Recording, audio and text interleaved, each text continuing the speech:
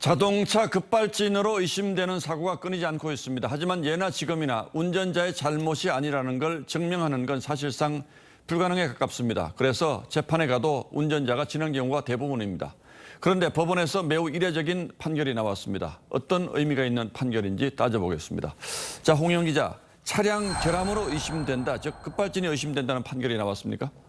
네, 지난 2020년 말 서울의 한 대학 캠퍼스에서 50대 운전자가 경비원을 치어 숨지게 한 혐의로 재판에 넘겨졌는데요. 1심 법원은 판결문에 이 차량 결함을 의심하기 충분하다고 명시했습니다. 예. 이 검사가 운전자 과실을 입증하지 못해서 무죄 판결이 나온 적은 있지만 이 법원이 급발진 가능성을 인정한 건 이례적입니다. 예, 이 사고에서 재판부는 어떤 점을 주목했습니까?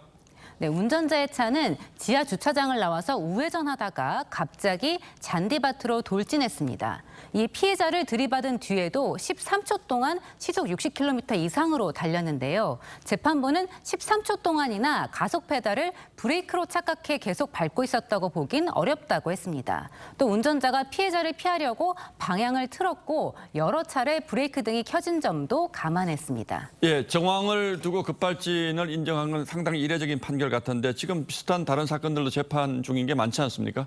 네, 그렇습니다. 지난해 말 강릉에서 이 급발진으로 의심되는 사고로 12살 이도현 군이 숨지고 운전자였던 할머니가 크게 다쳤던 이 사건 기억하실 겁니다. 예. 이 전문가들도 운전 미숙이라고 보긴 어렵다고 했지만 국과수 결론은 차량 결함은 확인되지 않았다였습니다.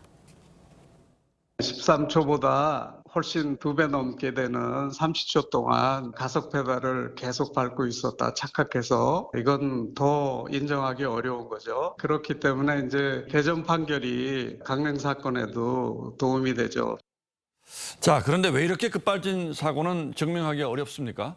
네, 현행법상 이 사고 원인을 비전문가인 운전자가 직접 증명해야 하는 처지입니다. 그렇다 보니 급발진 의심 사고는 해마다 평균 60건 정도씩 지난 2010년부터 모두 778건이 접수됐는데요. 이 가운데서 급발진으로 인정받은 사례는 단 한 건도 없습니다. 일반 소비자, 운전자가 입증한다는 것은 불가능합니다. 결국 제조사에서 이러한 차량 결함을 입증해야 되는데 본인이 불리한 거 입증할 리 만무합니다. 그러다 보니까 결국 운전자의 조작 미수, 운전자의 과실로. 예, 그래서 조금 전 얘기한 강릉 급발진 사고도 할머니의 무죄를 입증하기 위해서 그러니까 숨진 아들의 아빠가 지금 뛰고 있는 거잖아요.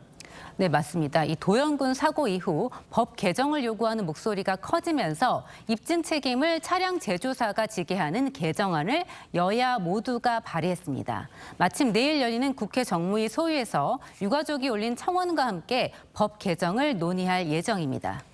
예, 급발진 사고는 가해자라고 하더라도 동시에 피해자일 수도 있겠다 이런 생각도 드는군요. 예, 홍영 기자 잘 들었습니다.